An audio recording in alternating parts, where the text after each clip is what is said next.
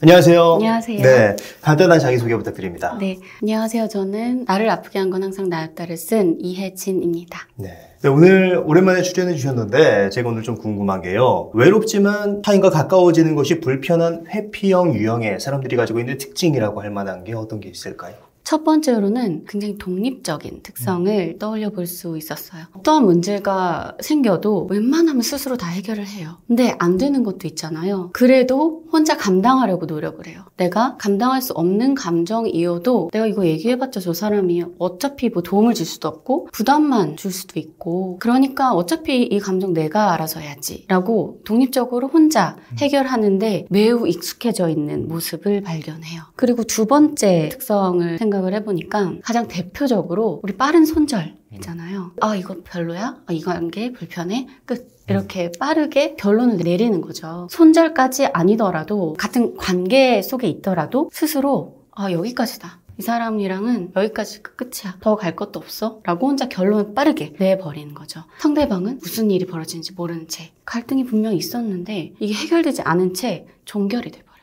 그리고 세 번째 특징으로는 스스로에 대한 마음을 좀 들여다보면 누구나 열등한 모습이 있잖아요. 누구나 강점이 있고 약점이 있는데 회피형의 사람들은 누군가가 내 약점을 눈치챌까봐 나의 열등한 모습을 누가 알아챌까봐 좀 민감한 특성이 있고 본인 스스로도 이 약점은 들키면 안 되겠다. 그러면서 더 완벽을 추구하게 되고 그렇기 때문에 자신의 그런 열등한 부분을 또 수치스럽게 여기는 모습도 많이 보였어요. 인정할 수가 없는 거죠. 내 안에 이런 열등한 부분이 있다니 있을 수 없는 일이야. 그래서 이 약점을 커버하고 숨기기 위해서 또다시 열심히 무언가에 집중을 하고 어떻게 보면 도망간다고도 표현할 수가 있겠죠. 일로 도망가기도 하고 또 다른 관계로 도망가기도 하고 내 열등감을 느낄 수 없는 그 상황으로 나를 데리고 가는 거예요. 근데 생각해보면 사실 우리가 무서운 게 있으면 도망가는 게 자연스럽잖아요. 예. 그런데 이게 반복될 경우 왜 그럴까를 생각해보지 않고 계속 가게 되면 아까 말씀하신 것처럼 이게 나에게 어떤 더 소중한 기회, 소중한 관계를 놓친 상태로 내가 계속 앞으로 나아가게 된다는 그런 위험을 봐야 한다고 생각합니다. 그렇다면 이런 사람들은 어떤 말이나 행동으로 자기 자신을 보호하려 들까요? 가장 흔하게 우리가 방어하는 행동으로 합리화가 있잖아요. 합리화, 예. 이건 정말 많은 사람들이 회피형이 아니더라도 합리화를 많이 하는데 회피형의 경우에는 이런 말을 많이 해요. 혼자가 편해. 이대로도 괜찮아. 라고 생각을 하는 경우가 많아요. 그래서 처음에 외로운데 라는 단서를 붙여주신 게 참 좋았던 게 많은 경우 외롭지 않을 수도 있어요. 그리고 외로워서 내가 어떤 행동으로 도망간다는 걸 모를 수 있어요. 그래서 합리화를 하면서 나 지금 괜찮으니까 혼자가 편하니까 관계 귀찮으니까 그래서 내가 외로움이 느껴지는 순간 무언가로 도망가고 있을 수 있어요. 일로 도망가거나 술을 먹거나. 근데 술 마시는 행위에 대해서 얘기를 한참을 하다 보면 사실은 제가 그때 외로웠던 것 같아요. 제가 외로움을 느낄 그 순간에 누군가를 만날 수가 없으면 그냥 술을 마시는 것 같아요. 그냥 단순히 잠이 안 오고 심심해서가 아니라 외로워서 술을 마신다는 그런 자각이 오기까지가 쉽지 않은 것 같아요. 두 번째는 이제 그 관계 상황을 회피하는 행동들이 나타나요. 어차피 말해봤자 소용없어. 말을 해서 뭐해? 아 그냥 저 사람 저렇게 살 거고 말해봤자 아무 소용없으니까 그냥 입을 닫자 라고 선을 그어버리는 거죠. 그러면 내가 싫은 게 있으니까 그 다음으로 넘어가려면 이 싫음이 해결돼야 되는데 상대방에게 말을 안 해주기 때문에 혼자 갈등을 그냥 끝내버렸기 때문에 더 이상 관계가 진전이 되지 않죠. 갈등 회피. 그래서 정말 다양한 방식으로 회피 행동이 나타나요. 같이 있는데 말을 하는데 이 사람 뭐야 딴 데가 있어. 무슨 생각하는 건지 모르겠어. 우리 요즘 카페 보면 좀 눈길이 가는 장면이 있어요. 둘이 있는데 왜 둘이 왔지 할 정도로 각자 할 일을 해요. 각자 핸드폰을 보고 있어요. 우리 그런 경우 많거든요. 왜 같이 있지? 그러니까 서로 소통하지 않고 그냥 그렇게 뭔가의 벽이 있는 뭔가 이 사람 도망가는 것 같기도 하고 선을 그어버린 것 같기도 하고 물러나는 것 같기도 한 그런 모든 회피 행동들이 나타나고 상대방은 느끼죠.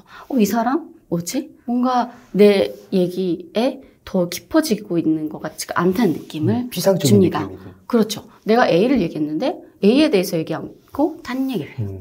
그렇게 좀 도망가는 회피 행동들이 나타난다. 그 모든 게 갈등을 회피하고자 하는 마음에서 비롯된다고 볼 수가 있고요. 그리고 어떻게든 이 사람의 결점을 찾아요. 그러니까 나도 모르게 예. 결점을 찾아 저 사람 저게 역시 안 되는구나, 여기까지구나 라고 결론을 내리기 위한.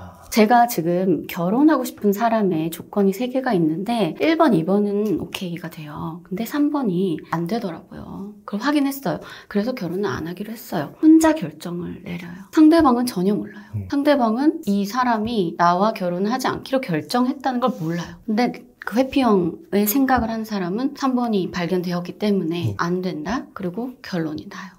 그 다음에 이렇게 내가 만나는 사람이 회피형의 사람이라면 굉장히 좀 답답할 것 같거든요. 그렇다면 내가 어떻게 해야지 이런 회피형 사람들과 제대로 된 관계를 좀 맺을 수 있을까? 그게 좀 궁금하네요. 답답하다고 하셨잖아요. 근데 그 답답함을 자세히 보면 내 불안이 촉발이 되는 거예요. 그래서 많이 답답할수록, 많이 불안할수록, 많이 괴로울수록 나의 이 불안, 이 조급함, 빨리 이 사람을 알아봐야겠다, 이 사람을 잡아야겠다, 이 사람과 대화해야겠다, 이 마음을 달랠 필요가 있어요. 왜냐하면 나의 그 조급함, 빨리라는 마음이 이 사람의 회피를 불러요.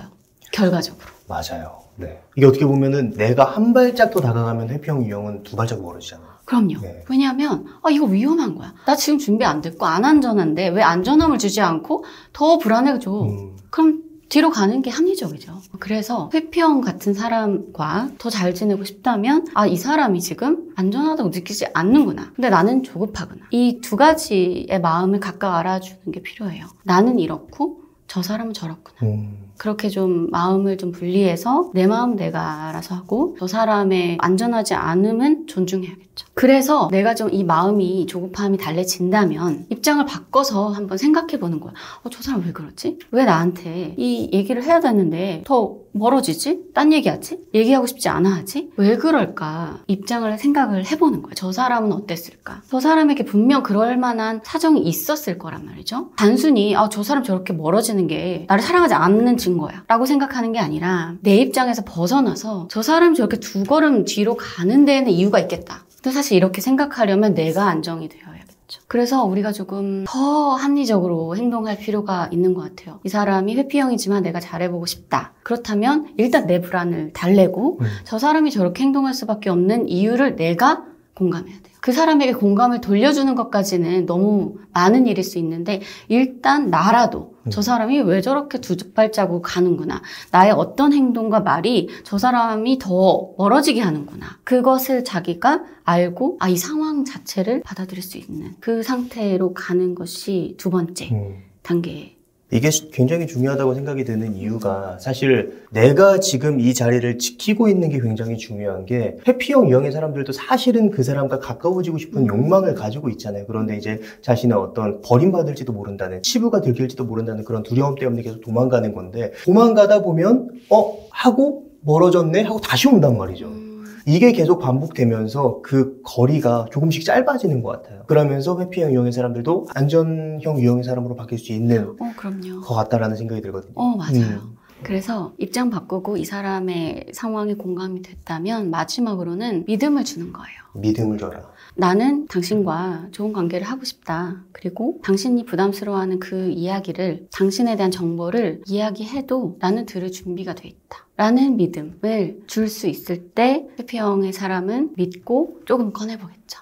내가 조급하게 다그치지 않을게. 그런데 좀 궁금해. 그래서 하나만 꺼낼 수 있는 만큼만 우리 좀 공유해보면 어떨까? 라고 얘기해준다면 회피형의 사람도 한번 믿고 믿음이 생긴다면 얘기를 해볼 수 있겠죠. 그래서 이 사람이 얘기하지 않고 도망가는 건 이게 안전하지 않아. 솔직하게 얘기하면 나를 버리거나 별로라고 생각하거나 내가 생각한 그 안 좋은 반응을 할 거라고 예견하기 때문에 얘기를 안 한 거죠. 내가 솔직하게 얘기하면 너 갈 거잖아. 이런 생각이 있기 때문에. 왜냐하면 나조차도 그 부분이 나의 너무 취약성이기 때문에 나조차도 보기 싫은 걸 너한테 오픈하는데 너가 괜찮겠어? 라는 마음이 있기 때문에 그 부분을 꺼내기 싫은 그 마음을 안다면 그래도 내가 한번 들어보고 싶어 라고 신뢰를 줄 수 있는 말과 행동을 보여주시면 좋을 것 같아요. 자, 그렇다면 만약에 내가 회피형 성격이라면 그렇다면 좀 어떻게 스스로도 이제 답답할 것 같거든요. 외롭기도 하고. 그 정도라면 이제 진지하게 각 잡고 생각을 해봐야 돼요. 내가 정말 바뀌고 싶은가? 왜냐하면 우리가 지금까지 생존 방식이었던 이 패턴을, 특히 이 관계에서의 패턴을 바꾼다는 게 보통 일이 아니잖아요. 굉장한 두려움을 맞서기도 해야 되고 용기도 필요하고 수고롭기도 해요. 그냥 혼자 처리하면 될 거 왜 굳이 관계에서 귀찮게, 이런 모든 수고로움을 내가 감당할 준비가 되었나? 그런 마음이 내키는가? 그 에너지가 있어야 그 다음으로 나아갈 수 있기 때문에 정말 진지하게 생각해 볼 필요가 있어요. 두 번째는 핵심이죠. 이 갈등 관리를 해보는 거예요. 그래서 우리가 관계에서 생각을 해봤을 때 어떻게 갈등을 관리할 것인가. 예를 들면 운전만 하면 싸우는 커플이 있어요. 회피형은 조수석에 있어요. 근데 운전자한테 자꾸 화를 내요. 근데 화내는 그 포인트가 있어요. 그 브레이크를 밟으면 화를 내요. 네가 운전하는 차 타기 싫어. 그런데 그 커플은 일단 그래도 갈 곳에 가겠죠? 그래서는 내가 아까 괜히 화를 냈나? 화내서 미안해. 이렇게 지나간단 말이죠. 화해를 해요. 근데 다음에 차를 타면 그 브레이크를 또 밟잖아요. 거의 이제 습관일 테니까 또 화를 내요. 그런데 이 화를 내는 장면만 반복되는 거예요. 여기서 그 브레이크를 밟는 게 문제가 아니라 사실 그 브레이크를 밟는 그 사람의 성향에 대해서 이 회피형은 화가 나 있던 거예요. 이 사람이 좀 부주의하기도 하고 산만하고 뭔가 좀 부드럽게 밟아줬으면 좋겠는데 좀 이 사람이 평소에도 좀 부주의해. 좀 성급해. 이런 면이 한두 장면이 아닐 거 아니에요? 이 사람의 성급함이 싫어. 근데 그 말을 그 성급함이 보이는 장면에서 하지 못하는 거예요. 내가 이 얘기 해봤자 안 바뀔 거고 하면 불편해질 테고 불평하는 것처럼 보일 테니까 그냥 넘어가자. 나 괜찮아. 참을 수 있어. 이렇게 평소에 넘어가요. 평소에 또 내 기분도 괜찮으니까. 그런데 어떤 상징적인 장면에서 불쑥 화가 나는 거죠. 사실 그 상징이 중요한 게 아니라 그 어떤 장면이 되었든 당신의 그 성급함이 나는 굉장히 불편해요. 우리 안전하지 않아. 그리고 너무 걱정도 돼. 나도 너무 불편해. 그 사람의 성급한 특성에 대해서 우리가 진지하게 앉아서 얘기를 해야 되는 거죠. 근데 당신의 성급함에 대해서 내가 너무 불편해서 만나기가 쉽지 않다. 이 얘기를 하기가 어려운 거예요. 스스로가 모르고 있을 수도 있겠고. 맞아요. 나도 이 사람의 성급함이 싫다는 걸 몰라요. 왜냐면 그 장면에서 내가 멈춰서 생각을 잘 안 하죠. 그냥 좀 거슬리네? 짜증나네? 그러고 넘어가죠. 근데 내가 잘 생각해보면 나는 이 사람의 성급함이 싫구나. 이렇게 멈춰서 생각해보지 않고선 모르는 거예요. 그러니까 어떤 상징적인 장면에서 화만 나죠. 그렇기 때문에 사실 안정형의 사람이라면 내가 이 사람의 성급함이 싫구나. 싫을 수 있지. 저 사람도 근데 성급함을 가지고 있을 수 있지. 그러면 이거 같이 좀 얘기한 시간을 가져보자. 그리고 나 얘기할 게 있어. 너가 이 얘기 들으면 기분 나쁠 것 같긴 한데 그래도 나 우리 관계 진전을 위해서 얘기하고 싶어. 너의 성급함이 난 굉장히 불안해. 너랑 같이 차를 안 타고 싶을 만큼 불안해. 근데 이거 난 그냥 두기가 어려워. 왜냐면 정말 많은 장면에서 너의 성급함이 날 자극하거든. 이거 어떻게 해야 될까? 라고 얘기를 하겠죠.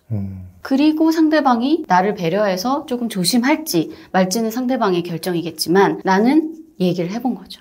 결국 이제 회피형의 사람들은 어떤 관계에서 지속적으로 나타나는 어떤 자신이 느끼는 불편함, 이런 부분에 대해서 인지를 해야 되는 게 첫 번째고, 인지를 했다면 그거에 대해서 상대방에게 표현할 수 있는 용기를 가지고 있어야 된다라는 게 사실 굉장히 중요한 포인트일 것 같네요. 예. 자, 오늘 회피형 유형에 대해서 굉장히 인사이트 있는 말씀을 해주셨는데 마지막으로 하고 싶으신 말씀 있으시다면 어떤 게 있을까요? 몸장님이 쓰신 양수인간에서 0에서 1 양수로 가는 방향에 대해서 굉장히 공감을 했는데 회피형의 행동 패턴도 마찬가지인 것 같아요. 내가 0의 상태다 혹은 마이너스 음수의 상태다 라고 할지라도 갈등을 해결해 본 경험이 하나라도, 그러니까 0에서 1이 된다 하면 그 1에서 2, 2에서 3은 쉽다, 그런 말씀을 드리고 싶더라고요. 그래서 우리가 마이너스나 0에서 1로 가는 게 쉽지 않지만 만약에 가본다면 그 다음은 더 쉽다. 그래서 한번 그 1로 양수로 가보시는 그 경험을 해보시면 좋겠다는 말씀을 꼭 드려보고 싶었어요. 네.